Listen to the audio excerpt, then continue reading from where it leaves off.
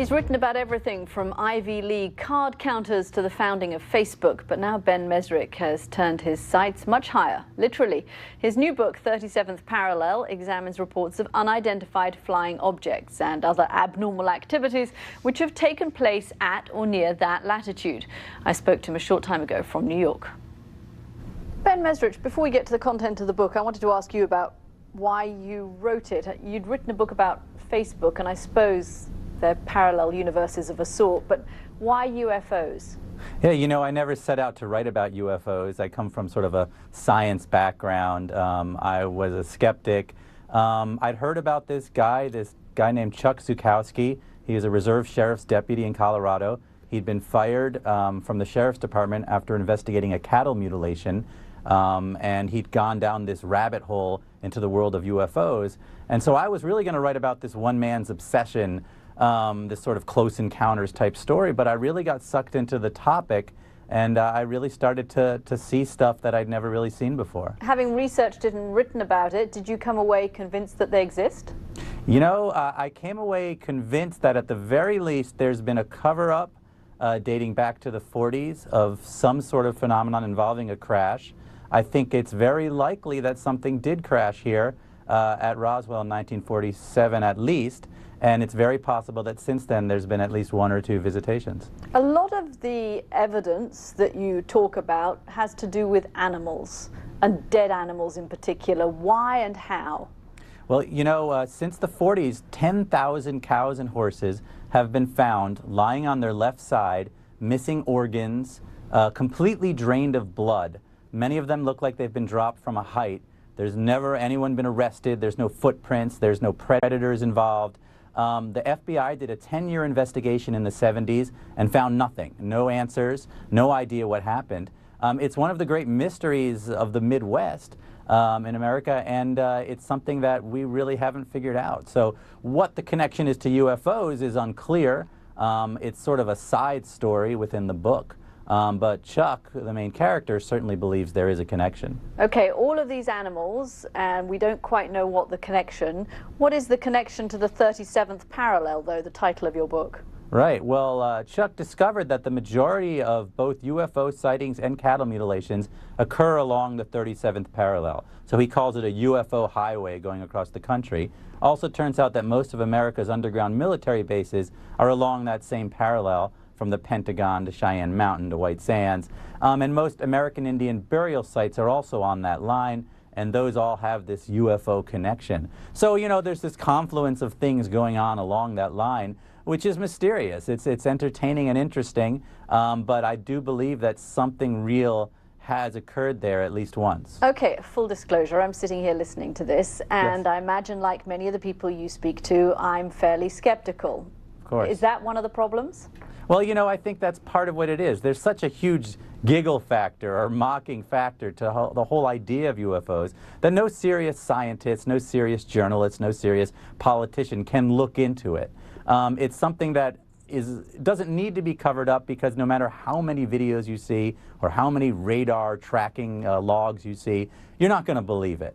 And I understand that. But if you look into the facts of Roswell itself, just Roswell, which is one of the tens of thousands of these instances, they're mind-boggling. The book is The 37th Parallel. Ben Mezrich, thanks very much for joining me. I appreciate it. Thank you.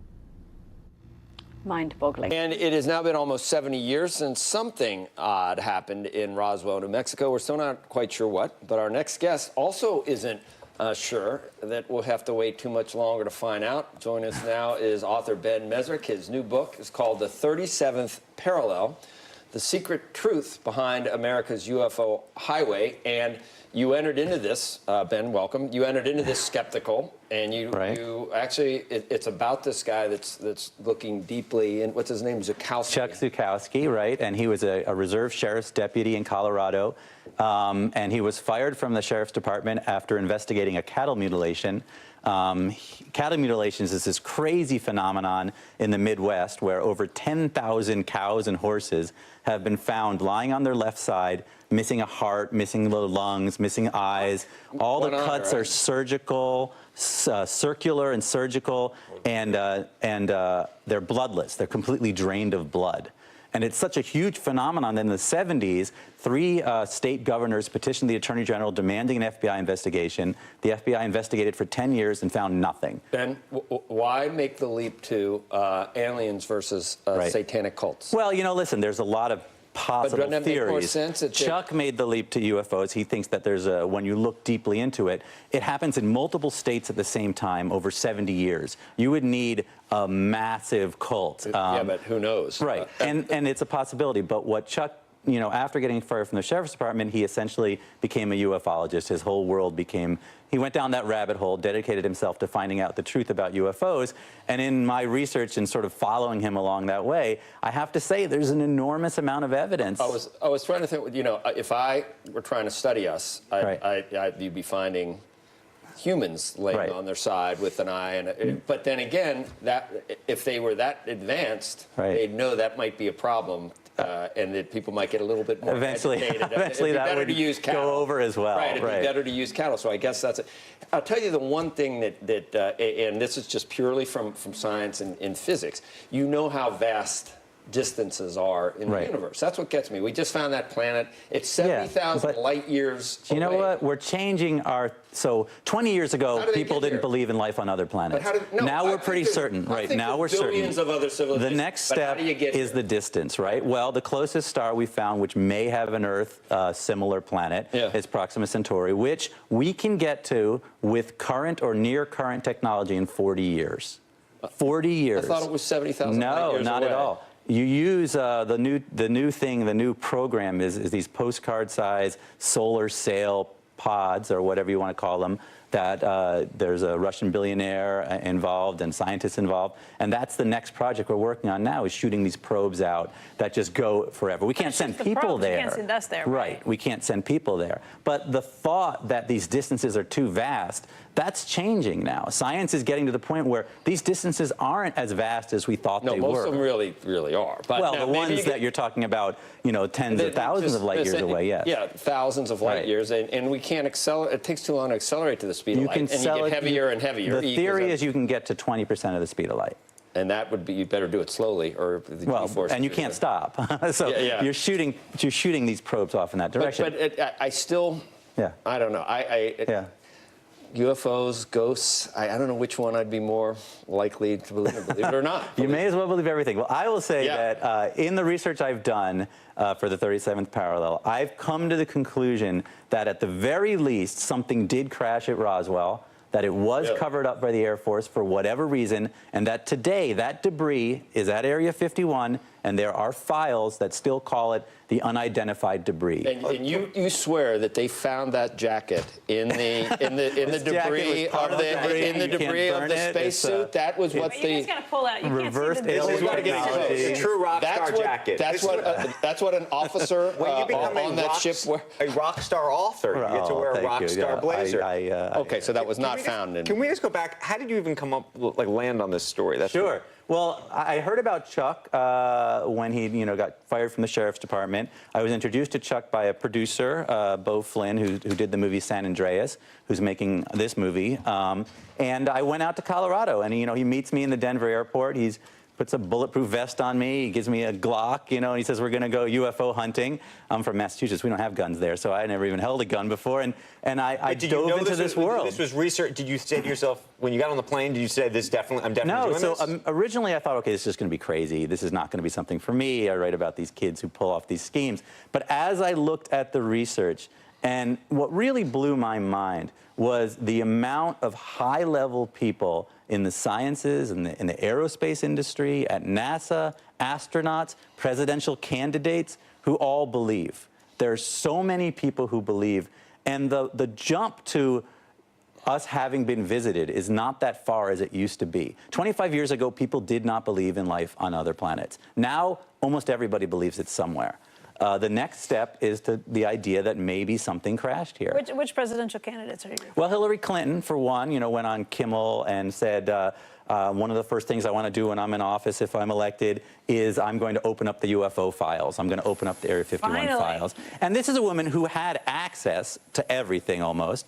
She has been asked, you know, do you believe that we've been visited? And her answer was, I wouldn't be surprised. Bill Clinton is supposedly a believer. Jimmy Carter famously believed. Ronald Reagan believed. We don't know whether Obama believed, but almost every president we've had believed. That's scary. The guy that really believed was Kucinich, who goes up to Shirley MacLaine's house, and they both sit around praying for a and, you know, UFO. there's different levels of belief, okay? But, you know, it's a fascinating subject and a topic, and when you look into it, there's so many files of weird radar things that on military bases, a correlation between nuclear bases and sightings. Roswell, there's one in the UK that are famously parts of cover-ups. The Roswell cover-up is very well documented at this point. The Air Force, you know, basically faked a photo with a fake weather balloon.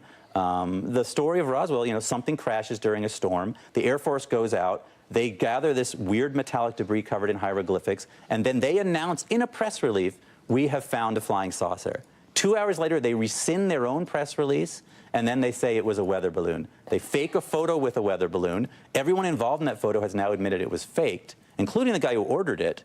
And then that debris is moved to Area 51. Doesn't that bother you? It bothers me a little bit. And when I looked into the book, I was like, well, that's something no mainstream journalist can cover.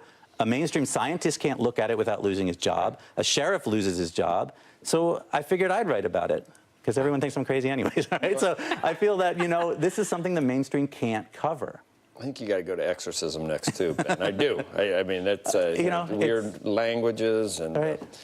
I mean, you can go anywhere. The problem with these studies is when you talk to people who believe, they often believe everything. You know, they'll go from UFOs and suddenly you're talking about Bigfoot. My only problem, it's the distance. That's the only thing. I mean, and 25 years ago, I believe there were billions of other there's a billion other galaxies. Each galaxy has a billion stars. I mean, we're special, but you put 4 billion years on anything with carbohydrates, you're going to get life. And you get enough time through natural selection, it's going to design a hand and an eye and everything, which is amazing. Absolutely. And I believe that, but they got to go through, maybe there's some times, maybe we don't understand time, space. The warping of space, maybe you know, we're working on that. We're working on that as well. Right. But the other idea is, you know, if you shot off 100 probes in 100 different directions and they just went forever, eventually they would hit something. Right. But and there's no reason that if you think there are 1,000 civilizations out there, they're all shooting probes off.